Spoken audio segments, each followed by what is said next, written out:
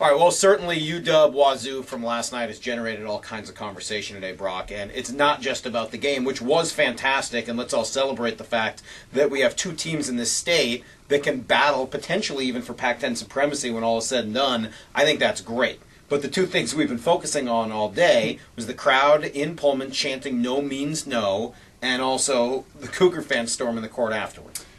I think I've told you.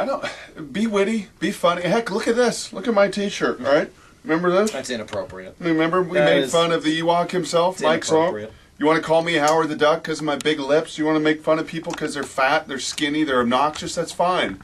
But I thought the Washington State fans crossed the line last night. I was very open about that in today's show.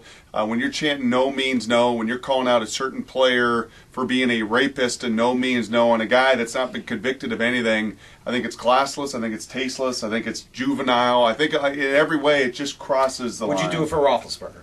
No, I don't think I would do it for Roethlisberger either. Was never charged with anything. This is even with all the sketchy facts. Barry Bonds never been charged with anything. And I think here's the problem: you're dealing with a college student athlete whose name has been left out, rightfully so. That the media has left out, that we have left out, that nobody has talked about, and yet last night you indicted him in that stadium and a national audience watching and everybody else because every time that particular player touches the ball, no means no. I just don't think anybody gets it. And I don't think anybody notices around the nation. I don't think he was indicted that way. And quite frankly, if I was in the crowd, I don't think it ever would have dawned on me. It's just a matter of us versus them, and they've done something wrong, and I'm out there trying to rip them for it. The other issue, of course, is storming the court, which to me, and the response I keep hearing is, well, they did it. Like the Huskies have stormed the court, or Michigan did it when they beat Michigan State. I don't care.